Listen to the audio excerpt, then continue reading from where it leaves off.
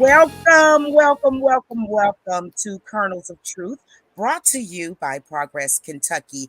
Aaron Viles is out tonight, but will be returning. I'm Kimberly Cecil Jones, and I'm bringing you and saying to you, thanks for joining us tonight. We really appreciate it.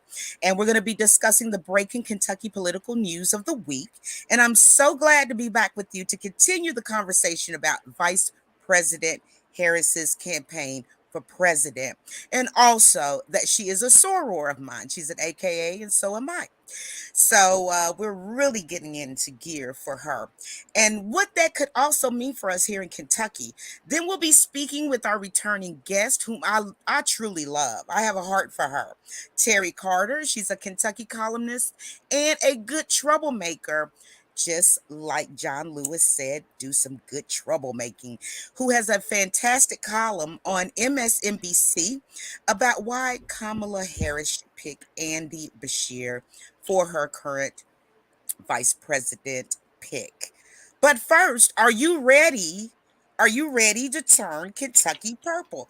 I know you are. I don't even have a doubt about it. So we're glad you're here, and we hope you agree with us that Kentucky deserves better than Mitch McConnell, Rand Paul. Let me go down here, Jamie Coomer, Big Banks, Andy Barr, and the GOP supermajority in the General Assembly, which blocks our governor time and time again from moving Kentucky forward. Despite the challenges facing Kentucky, we've had some highlights. We rejected Amendment 2 to keep abortion protections in our state constitution. Yes, we did it. We reelected Andy. That shows you that we can get things done in this state. But it's clear there's still lots of work to do to win better electoral outcomes for our Commonwealth. Unless you want your top dollars, your tax dollars siphoned away. Oh, that hurts my heart to even think about it. Or public schools and sent to unaccountable religious schools, or just kicked back to the rich folks. Between now, we'll be working for better electoral outcomes in Kentucky. We hope that you support Progress Kentucky in our campaign for a more compassionate Commonwealth. Make your contribution right now via our secure online website, Act Blue, to help turn Kentucky purple. Yes, $5, $50, $5,000, $500, $5,000. It all adds up. We really, really need that from you. And please tell all your friends. And while you're looking at the show tonight, share. Share to all your friends. It's going to be information that you need to know. Now it's time to check on my co-host and let us all know who and where you are and what are you protesting today. Oh, and yes, you. I'm talking to you there on the internet. We mean you too. Let's hear what you're protesting today. Feel free to put it in the chat while we're sharing ours. Mine says today, Kamala is my sister. That is what my protest sign says today. It's very positive. It's very meaningful to me and so many other people. And not just because she's a soror of mine, but because she relates to the everyday American and she came up on her bootstraps to be where she is. So that is my protest sign say today. But my co-host today, I like to call him affectionately Nate Dogg, but Mr. Nate Orshan, tell me where you are tonight. I'm in Jefferson County, the largest county in Kentucky. Where are you? Thanks, Kimberly. I'm in Franklin County, which is not the largest county in Kentucky, but we do have kind of a progressive bent over here, so I like that very, very much. Yeah, coming live and direct from Kids in My Home here in South Frankfort. Delighted to be part of the show tonight, especially because I am such a fanboy of Teri Carter. Don't even get me started. So this is a wonderful. If I have trouble speaking when she's on, you'll know why. And my protest sign today is Beshear, be there, be everywhere.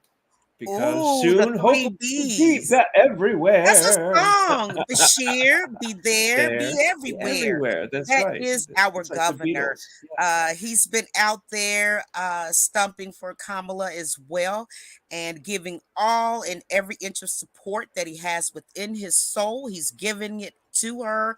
And this is just going to be a phenomenal and once again a historic campaign that's happening. But I do want to say, how was your week, Nate? Just real quick. How was your week Oh, it's been so great. far? Kit and I had our 25th wedding anniversary. Woohoo! Can you? Wow. I know it's a little hard to wrap my head around, but yeah, we it turns out we're still madly in love with one another, and we had a nice party, and I wrote a song for them, and it's been a great week.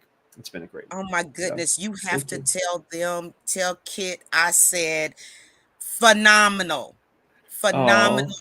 amazing. And that says a lot about you too, Nate, that you are disciplined, you are focused, and you know how to keep your mouth shut when need be.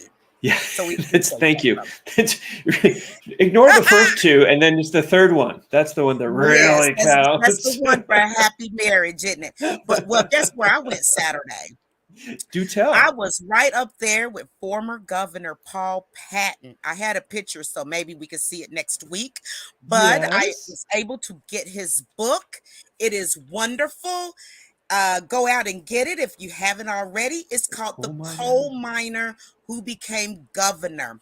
And that 87-year-old man is so, I mean, he's amazing. He's quick.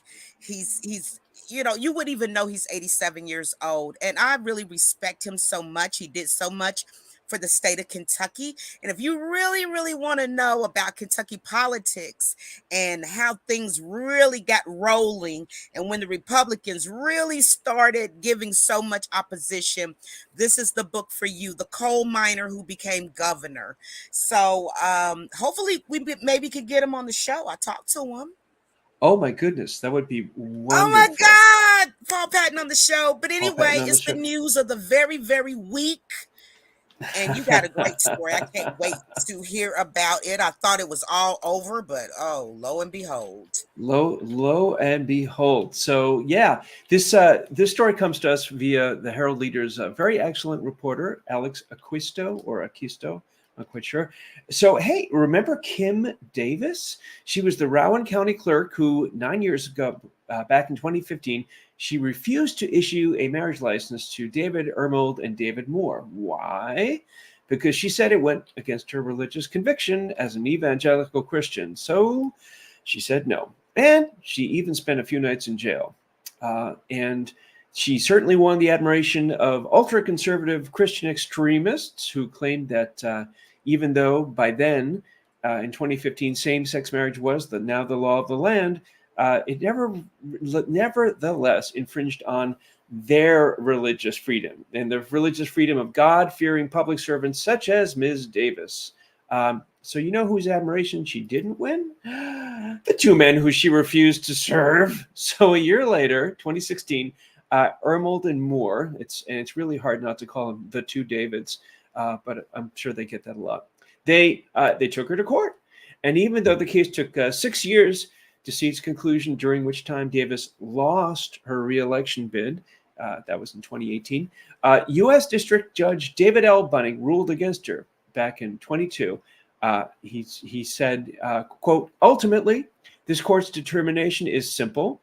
Davis cannot use her own constitutional rights as a shield to violate the constitutional rights of others while performing her duties as an elected official. And then last year, Davis was ordered to pay Ermold Moore $100,000 in damages and an additional 260,000 plus dollars in attorney's fees and expenses. But we are not here to gloat. Well, maybe a little gloating, but we are here to share what's going on next. So, is Davis doing her thing and paying up for her self-righteousness? Not yet. She has got legal representation from Liberty Counsel. There's that liberty word again being horribly misused. And she is appealing it to the Sixth Circuit Court. Why? Well, here's why. Once our now increasingly corrupt federal Supreme Court overturned Roe versus Wade, even though a few of those justices had basically lied to the Senate during their confirmation hearings and told them it was settled law, and then acted like it wasn't. Ever since then, ultra-conservative legal organizations have smelled blood in the water, and they're ready to start testing all kinds of things that we've taken for granted, like contraception. The sky is sort of the limit for them, or I should say, the depth of the pit. However, what Davis's Liberty Counsel folks are trying to appeal is not whether she should pay, or even trying to sort of redo the premise of her so-called religious liberty argument. No, it's really apparently just trying to reduce or remove the jury trial, what a jury trial determines she has to pay. And it's very unlikely that it's going to work. In the words of former state legislator Patty Minter, who is a professor of legal history at Western Kentucky University, quote, "This particular dog isn't going to hunt for Liberty Counsel because there's really no way they can try to seek to overturn a jury's judgment," unquote. And Alex Acquisto goes on to interview University of Louisville law professor Sam Marcosin, apologies, professor, who also says that because, quote, this is a paraphrase from Alex Acquisto, Davis was a public employee at the time who was by statute obligated to uphold the state and federal constitutions. Because of Obergefell and the former governor Steve Beshear's insistence at the time that Davis follow the rule of law like she's supposed to, the case was always fairly clear-cut. So there she is, flailing, and her legal counsel, so-called Liberty Counsel, flailing away, trying to undo sort of the paying part of her justice, and it sounds like it's just not going to work, or at least most likely. You never can tell. And of course, what they really want to do, right, is not the Sixth Circuit Court of Appeals; it's the Supreme Court. So we'll see. But anyway, it doesn't look good for her, and it is not a good look for her, frankly. So, what do you think, Kimberly? You paying attention to any of this? I'm paying attention to all of it. Um, you know, I call myself a Christian as well. We are also told to uphold the laws of the land. So if you are unable to uphold whatever law of the land that it is, then you have to find another job. You can't just use your religious rights to say anything when you are in that capacity in that particular job. So hooray that the circuit court will make the determination. I feel very, very, very confident that she'll be struck down again. I mean, it doesn't make any sense. Does it sound logical to you, Nate, or does this just sound like taxpayers' dollars going down the drain? Oh yeah, that 100%. Well, and I'm struck time and time again by the kind of ultra conservative folks who want to claim religious liberty in the name of depriving liberty from other people. It's like it really, it's like your rights really are more important than other people's. Okay, I see how you're playing this now. So yeah, I here's to that continuing to fail every time. And it will, and it may. She's probably going to take it all the way up to the Supreme Court if Yeah, no doubt. they want to take that case. And I have more. What is it? I have more confidence in the lower courts than I do our own Supreme Court right now, and that's another topic for another day. However, I do that's a whole show by itself. That's a whole show. Yeah. But let me tell you about the boot licking, chalk mouth Daniel Cameron. He cannot come to the cookout. Okay, he is barred from the cookout. He is coming out of a so-called retirement to do what? To be on the stump for Trump. Oh, Oh my God, I cannot even believe it. I hate to even speak about this, but this is news. I'm getting it from the Kentucky Lantern, and I'm here to tell you right now that Daniel Cameron, who works for an organization that's against climate change, that's against anything and everything to keep us healthy, to keep us prosperous, is actually going to go out there and stump for Trump. You know, you like that? Stump for Trump? Stump for Trump. They need to pay me for that. So, yeah, I'll be waiting Yes. for that check in the mail for some Oh time. yeah. Yeah. But actually, he's going to be at Fancy Farm this Saturday, which is the 3rd. Yeah, this Saturday at Fancy Farm, speaking on behalf of Trump. And we all know who Trump is. We all know that he really doesn't give a damn about a Daniel Cameron. Daniel Cameron needs to look in the mirror and remember that he is black, okay? And he's going to actually go to Fancy Farm. But you know what? Our governor is going to be there. And our governor is going to take all the shine off of Daniel Cameron. Because our governor spoke before when he ran against that horrible governor, Matt Bevin. And he spoke in, this last time. But he's going to be speaking this time. You know why? Because it is so imperative to get the narrative out of what needs to happen in the Democratic Party at this particular point. And Daniel Cameron, I feel so sorry for him, Nate. I feel so sorry for him because Jacqueline is going to be there too, our wonderful lieutenant governor. And you know what? Nobody's going to pay any attention to him except for those Trumpers, as usual. So if you want to go 1,000 miles away to Fancy Farm and see Daniel Cameron speak, that is all up to you. But guess what?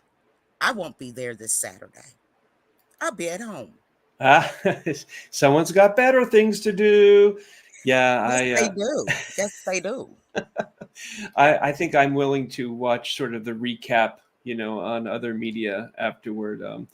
Plus, it's usually pretty darn hot on top of everything. So you have to really be committed, or needing to be committed. But I'm delighted that our governor is going to be there, and proving once again that he is a fearless human being and willing to sort of do whatever the job needs to help other people. Because at the end of the day, that's what it's really about. And And you know what?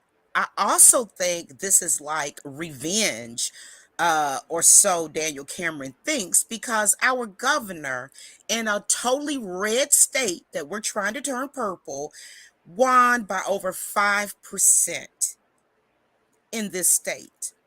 yeah, 5+% he yeah. won over Daniel Cameron.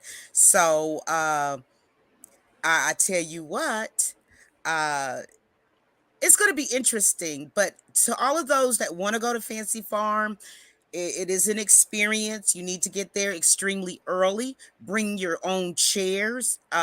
Make sure that you've got water and things of that nature because it's going to be hot. And if you don't bring something, you're going to be sitting on the grass. And I don't think you want to do that.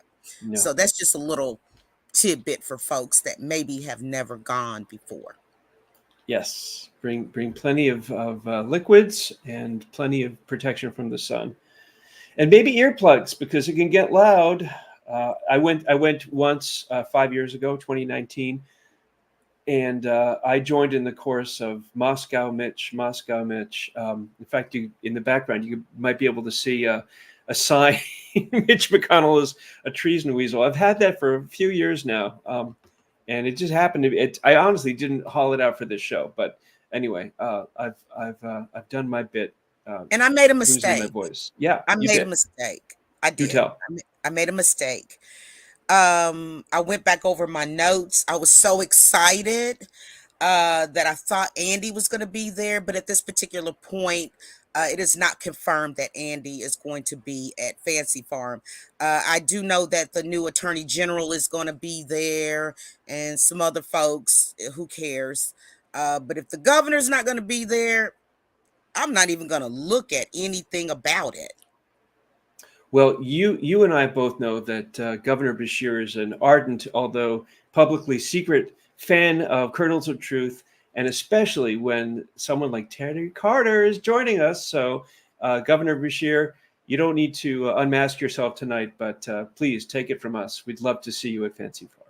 Yes. And that's a good segue because we have an amazing guest. We are so happy to have yet again Teri Carter, who, well, she's a rural Kentucky columnist focused on the Kentucky legislature and the need for basic firearm legislation.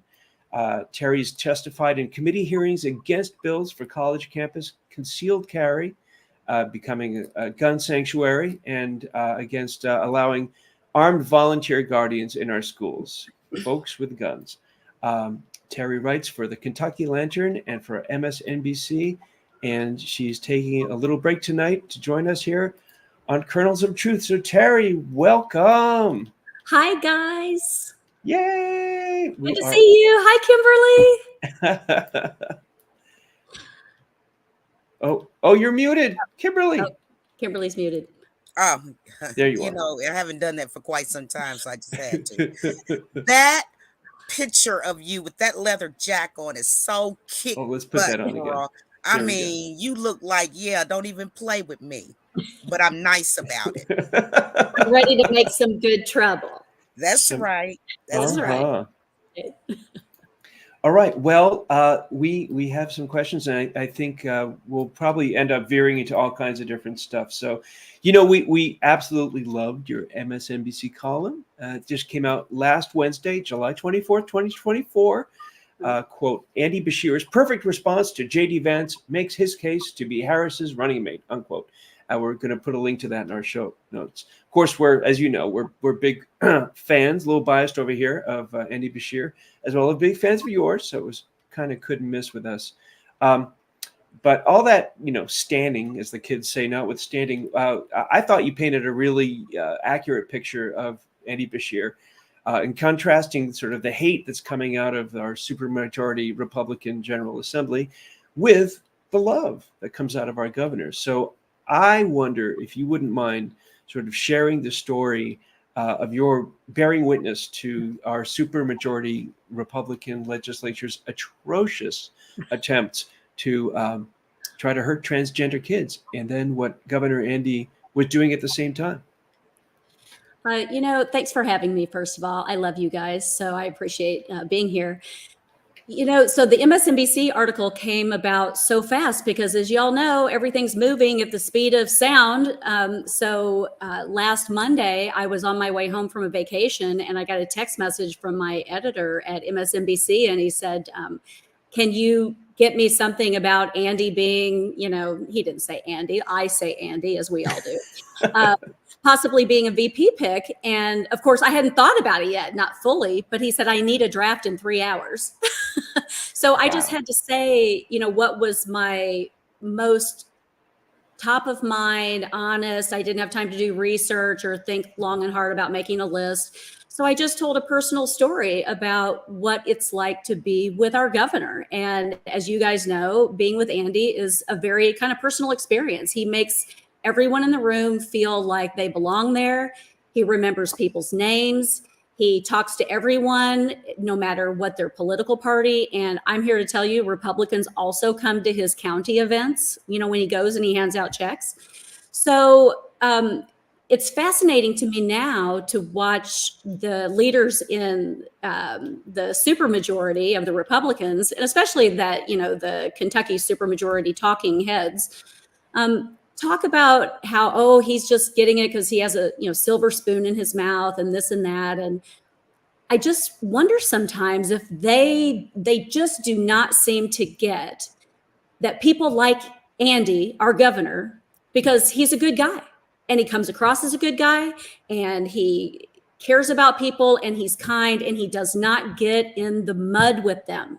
So they're always in the mud, slinging mud, talking trash. And he just has always refused to do that. And I think that's what helped get him elected, honestly. I think people are sick of it. Oh, You're you're on muted mute. again. I don't even know how you did that, Nate Dog. You No, did that. no, I swear. Well, Terry, I want to say this to you. Um, we call him Uncle Andy, okay? And he can come to the cookout and he can stay as long as he wants to. That's how most people feel about Andy Bashir, no matter what their background may be, no matter what their race may be. Um, we really, really like Andy. We really do. We couldn't ask for a better governor. But what I want to say is this, talking once again about Madam Vice President, my Yeah. soror. I don't know, Terry, if you knew that we were in the same sorority or not, but we are. And she's heavily, heavily involved, and also an HBCU graduate of Howard University, as well as my daughter, which makes it extra special for us. But how important do you think it will be for Kamala, our vice presidential nominee, to be a person of strong religious, or more specifically, strong Christian background? Do you think that's going to be very important? Yay or nah? That's an interesting question, Kimberly, because I have not thought about that yet because I've been so caught up in Kamala mania. And congratulations on being an AKA, of course. And I've been listening to and reading a lot of Ta-Nehisi Coates lately. So of course, I'm into the whole Howard thing, and of course, I know she went to Howard. And I don't know if you guys saw it today, but Donald Trump went to a National Association of Black Journalists conference, and he was interviewed by 3 Black female journalists on the stage, and he just showed himself. Good Lord. I mean, it was just minute by minute of just pure horror because he's a racist and a sexist and he can't help himself. And you can kind of see how he's just going to lean into it, like he doubles down on everything, and he's just going to lean into it and go with it. So I'm not quite sure what she's going to have to do from talking about her religion or anything else. I mean, I feel like we're back at birtherism. He's saying, well, we don't know if she's really Black. She's always said that she was of Indian heritage, as if you can't be multiple things. I mean, he was just crazy. And you can see that they're just going to go with this plan that they're going to talk about her like she's a woman.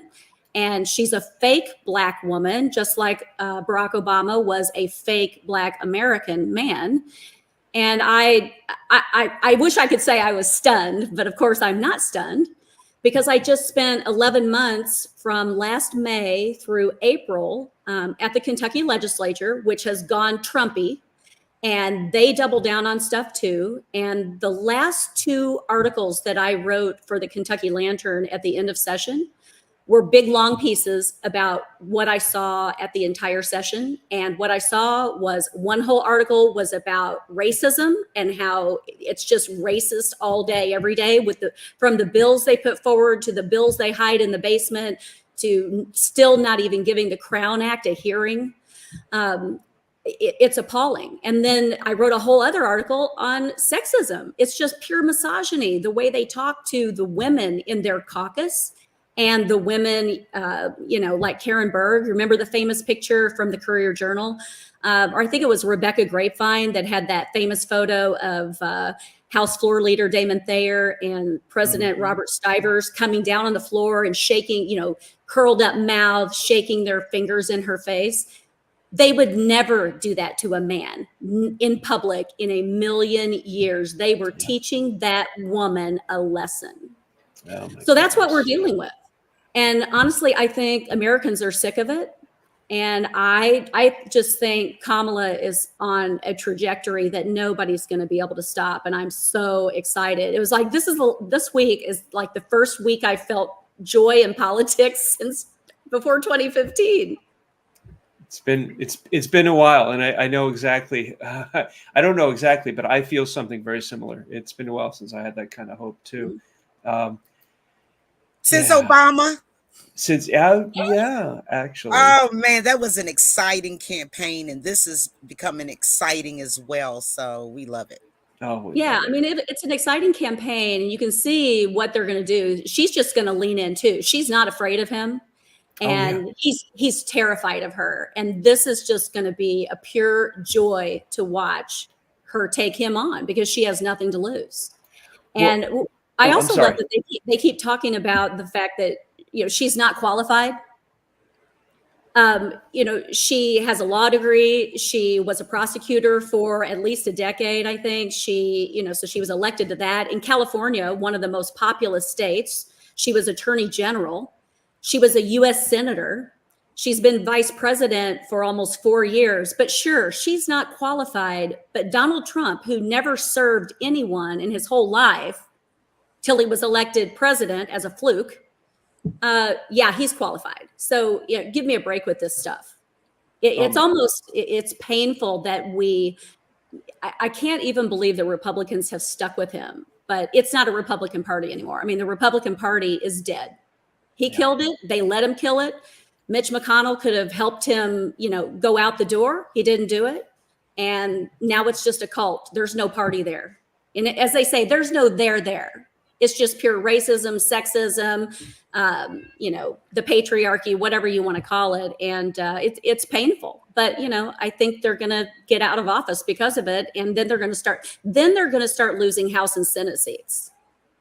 So that's what's coming next. And they should just prepare themselves. I cannot wait. Well, speaking of prepare, that was one other thing that occurred to me once Kamala Harris was sort of, ended up getting all the delegates and being the presumptive nominee is, Trump and all his supporters had been prepping for a race against Biden all this time. And suddenly Biden's gone. It's like, all that energy, all those resources, all those, zingy punchlines or whatever, done. And they only have a short amount of time to try to, compensate. So.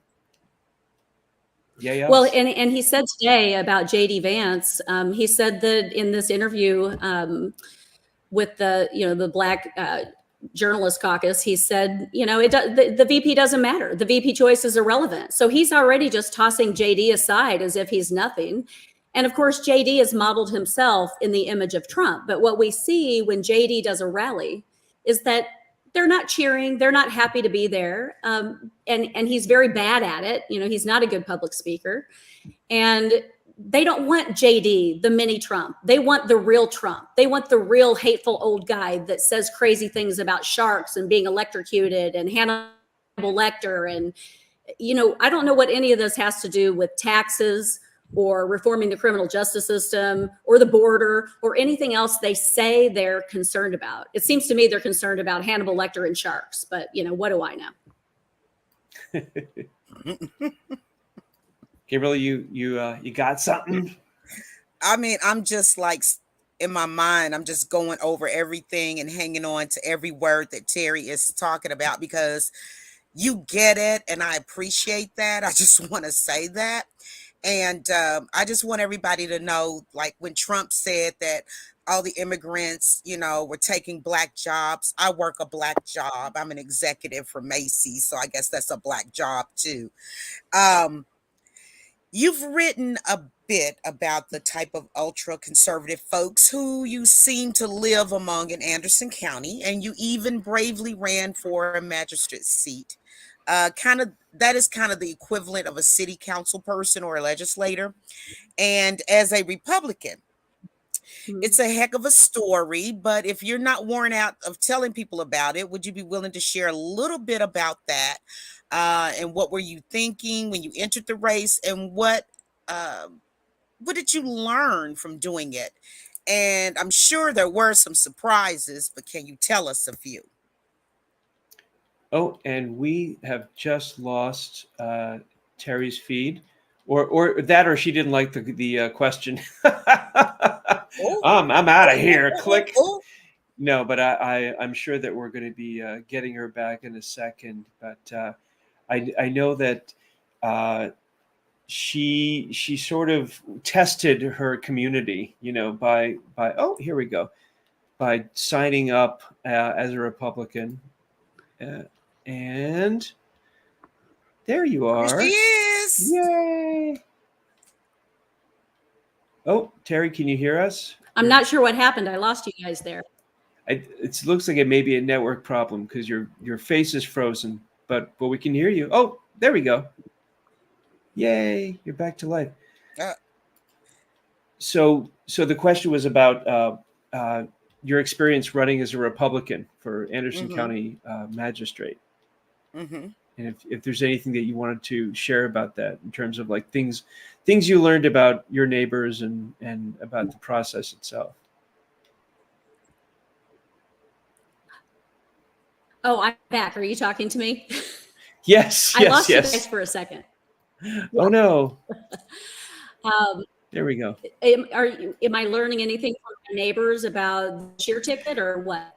No. I mean, when you ran for magistrate Mm-hmm. in Anderson County, Oh, just any quick insights about sort of your community and the process itself and anything that surprised you maybe. the thing about running for magistrate, and of course I got killed in that race because I changed my registration, I ran as a Republican, et cetera, et cetera. But what I was really doing is I wanted to see, for one, if they would elect a woman, because the men that were running against me, and there were 3 in my district, I don't know that any of them could read a spreadsheet, honestly. Which is what made me decide to run. And I thought, you know what, maybe they will pick the woman who is actually qualified. And I know, Kimberly, you're hearing me right now. And you know what? They didn't pick me because I had a fake R behind my name and they knew it. And what they did is they just reelected, an old guy who has been a magistrate before, and somebody they know who has the right family name, the right old white guy in the little rural town. And it continues that nobody asks questions in these meetings. Everybody votes with the judge because the judge just decides. I don't know that they read their packets before they go to meetings, honest to God. Oh Um, man. and this is why people need to be involved in local government, because what I did is I started out in 2016 through early 2020, writing about Trump and national politics and that. And then after COVID was over, I immediately just started covering local government because I thought, how does local government work? I don't really know. So I'm going to go find out. So I went to all the meetings, and then I decided to run in early 2022. And because what I learned in those meetings is they're no more qualified than I am. In fact, I'm way more qualified than most of them. And I just wanted to see if I could affect any change there.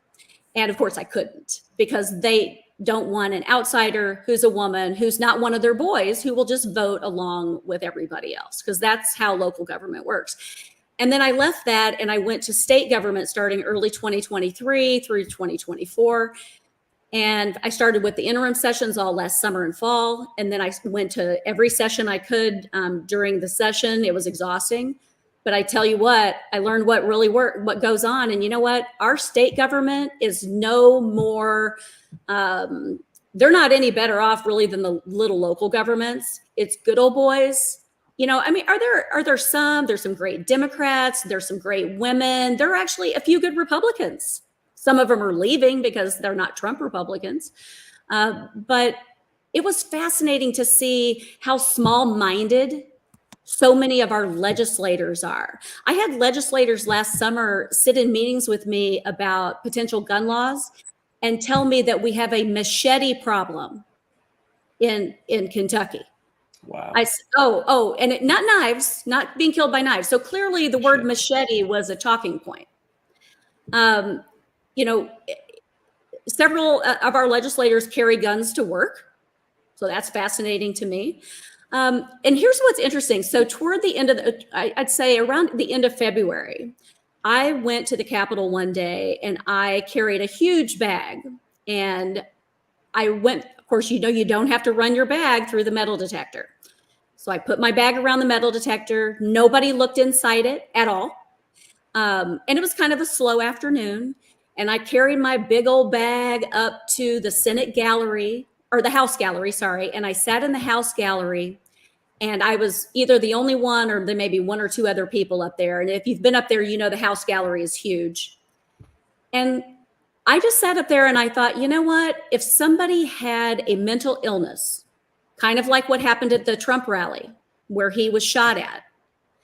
If somebody had a mental illness and they're not even political, they could come in here and do who knows what, because nobody knows what I have in my bag. And what if I'm mentally unstable? So I asked that question to a person in law enforcement that night. I said, let me just ask you, if I was a mentally unstable person with a firearm in my bag that nobody looked at, how long would it take law enforcement or security to get up to the balcony to take me out? How many people on that floor of the 100 legislators and all the staff, how many people could I hurt or injure? And he said all of them. Wow. So this is how not seriously they take guns in Kentucky, in the legislature. Because I think they think they're in the majority, they love guns, and nobody's going to come for them. But, you know, as we saw at that Trump rally, people don't always do this for political reasons. You know, they come and they bring their guns because they're mentally unstable and they have a whole other agenda that nobody knows about. So, hey, I learned a lot, let's say. Oh, yeah. You learned a lot. Yes, you did. You learned a lot. And I learned a few things right there, Teri, as well. There's the Tea Party started it. Yep. You know, a lot of people don't remember, but the Tea Party started it. And like Van Jones on CNN said, Trump's election was a white lash against a black president. And if we get anything near that, and if we can't get our state together, our cities together, I'm moving to Portugal. It's a fact. I've done my research. They like black folks. You can live there real good. You know, I was thinking about Canada, but not so much. I can't even look at The Handmaid's Tale on Hulu anymore. It seems too real. Yeah. I'm going to keep hope alive, though. I'm going to keep hope alive. And just as I know you are, Teri, just as I know you are, Nate, we do keep hope alive and we do put in the work for changes. You know, as a woman, we should never be counted out. As, I mean, anybody, I don't care who you are, should not be counted out. And it seems like that's what they do a lot. This good old boys club, and you know, we're supposed to be progressive in the United States, but we've never had a female to run the country, and everybody else basically has but us. And Yes. it's really embarrassing. Well, and you remember when the Veep stakes first started and Gretchen Whitmer was one of the people in there. Well, of course we can't talk about, and she's taken her name out, obviously. But God forbid we would have two women on a ticket when we've had two men for our, you know, all of our, you know, existence. So that really just tells you what you think about women. You know, when people talk about Kamala, you got to remember what I think too is going to happen when people talk about Kamala badly in their houses, these adults, and you know they're watching Fox and Newsmax and all that, and they're talking bad about her. There's little girls in that house that are going to watch her become president of the United States, and they're going to they are going to know that their parents and the adults were wrong. And as you know, all these things take time, but I feel a shift. As you said, it's kind of like that Obama shift. I'm feeling that shift. Oh, yeah. And I just think she has the energy and the enthusiasm to bring it. And boy, we are so ready for it. Woohoo! Oh. Woohoo! I am. Yeah, well, there was, and it was actually, I think, a couple of points in your recent MSNBC piece where you brought that up about Governor Bashir. About I forget the exact quote, but it was something like, you know, we're all important, every single one of us. You know, he was Right. Sort of the opposite of the, you know, well, it's really white men that are, you know, that kind of thinking. Right. I mean, one of the things that happened toward the end of the session, you know, House Bill 5 was signed, you know, the big crime bill, anti-crime, you know, safer Kentucky, which is such a misnomer. But, they signed that into law. Michael Adams came and they did the big signing at the Capitol on one of the final days, and everybody was up on the stairs, and there's a big photo of it. And I wrote about that because, so they, in a lot in that law, they address gun violence, but they never address anything in the bill actually with regard to keeping guns out of the hands of people that shouldn't have them. So, they won't touch guns. But boy, there were 24 mostly old white men up on those stairs taking a big smiling photo on those marble stairs in the Capitol. And I just remember looking at them. And of course, the Jefferson Davis statue has been recently removed. And I just thought, your time is coming to an end. You don't know it, but your time in power is going to come to an end at some point. And I think they feel it coming. And that's why they've doubled down with Trump, because they feel that Trump is like the last thing to hold on to. Oh, yeah. Because they don't have inclusive policies. They just don't. But they do have power. They do have power. But, she's got a real chance. I mean, those poll numbers for her are moving every single day. And of course, she's raising millions by the day. And, that's just killing Trump. Yeah. He wants to be the center of attention and the center of the news cycle. And she is the center of the news cycle because she has earned it. And he can just take a seat. He can take a seat. Oh, your mouth to God's ear. Yes, exactly. But I think it was on the Black Information Network on BIN. Don't quote me on that though, but I think that's where I read it, that there's this big movement of white men for Kamala. Isn't it awesome? Large, big movement. Yes. Yeah. I was at something yesterday, and there were people talking about getting those white dudes for Harris hats. Yes, to wear. yes. I need one of those. And all of it is so, in all the things, all the Zoom meetings everybody's having, the Black women for Kamala, the white women for Kamala, every group, you can just see everybody's having fun.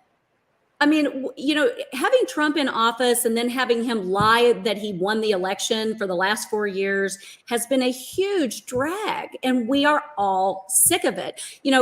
Most Republicans are sick of it too. They can't say, but they're tired of it. And we're tired of paying attention to the presidential news 24/7. We don't want to go back to that. No. I loved Obama. I cried like a baby when he got elected the first time. I cheered when he won, shockingly, remember, the second time. But I didn't pay attention to his presidency daily. I went about my life, and so did everybody else. And I think everybody's ready to let somebody be in charge who knows what they're doing, who's not on Twitter doing stupid stuff all day, and actually is governing so that we can all go live and spend time with our friends and our families and be Americans. That's what I think. So I think she's going to win huge. I think she's going to win as well. I feel so confident. I feel a lot more relaxed. I was so nervous and on the edge of my seat all the time.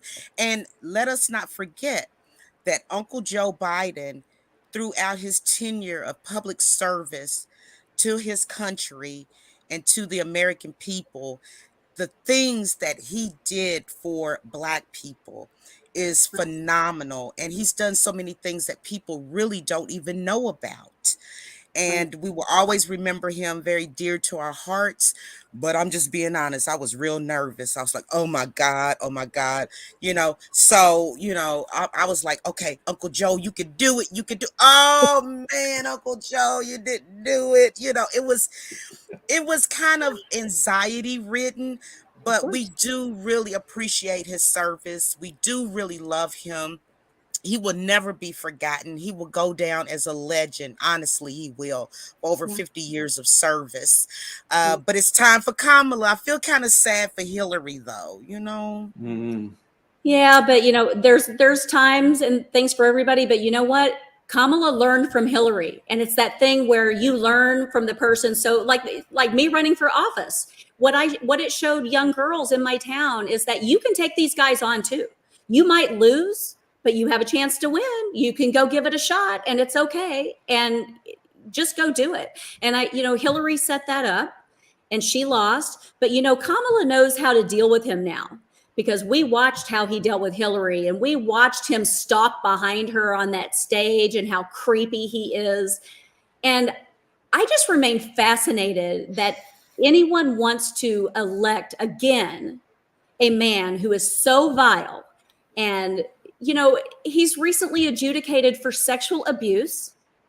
He has all these felony accounts. He left office with all these, secret documents that nobody even really seems to care about anymore, which is fascinating because if you or I did it, we'd already be in jail and we wouldn't be getting out anytime soon. Right. I was talking to somebody the other day about the insurrection, and I said, if me just by myself went up to the Anderson County courthouse and had big flagpoles and was running around crazy and shouting and started breaking windows and climbing in, I would have been arrested and put in jail. And I would have been a criminal. But y'all don't think any of these people on January 6th that was criminal? A lot of those people, it's just fascinating to me. I mean, the Republican Party is not the family values party. It is not the law and order party.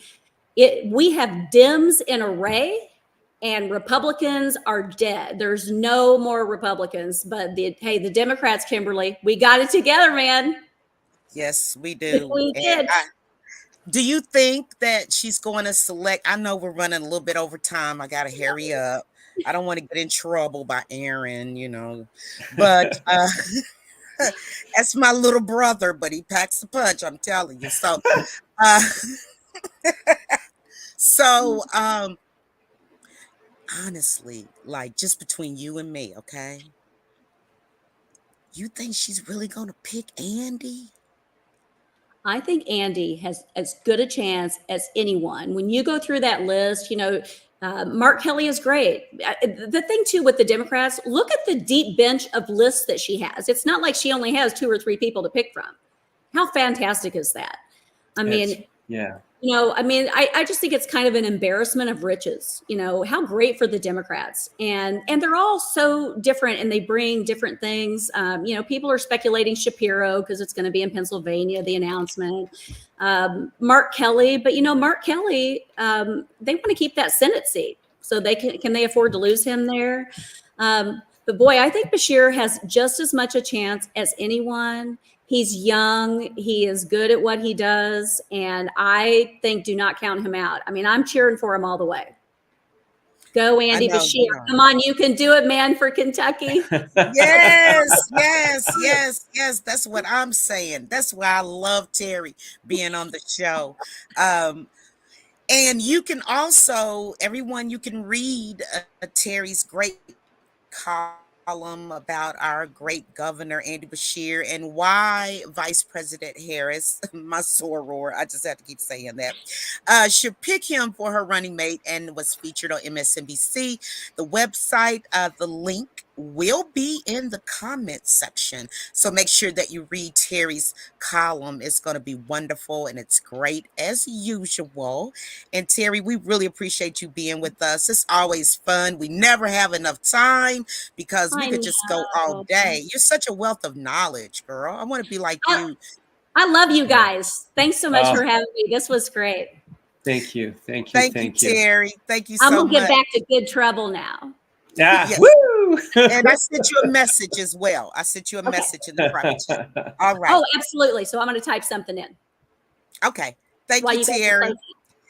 So I just love that picture, Nate. That picture is awesome. I need to take me a picture like that so I could look like, yeah, don't mess with me, but I'm going to be nice about it. That's right. I'm going to be nice about telling you about yourself, doing some good trouble, as our esteemed late Congressman John Lewis would always say, good trouble. Good trouble.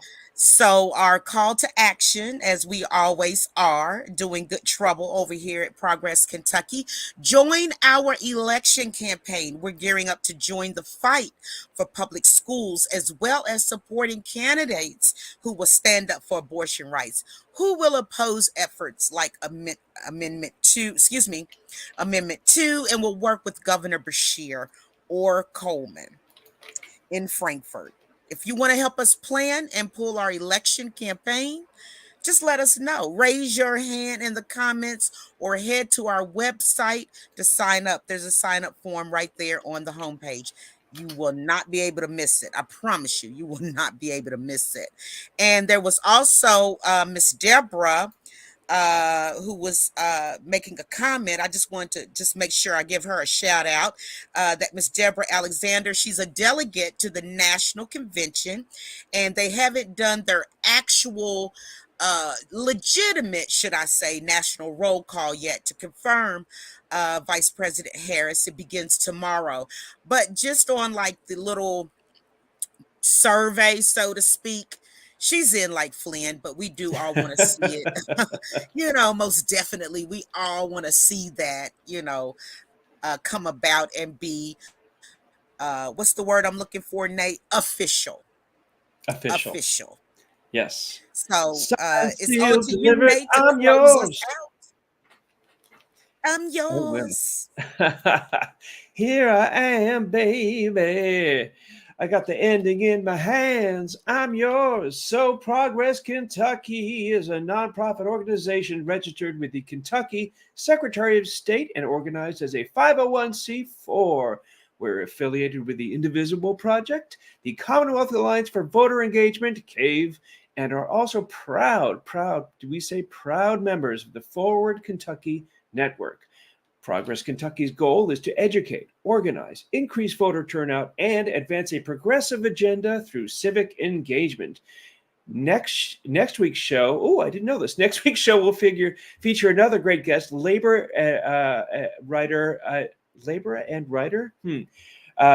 great Kentucky writer Barry Craig, and more Kentucky political news. So we will see you next Wednesday evening, 7 p.m. Eastern Standard, 6 p.m. Central. Production of this episode was, episode number 171 was by me. It's Nadio. Yes. Sorry, Annabelle. She was supposed to come, but she couldn't.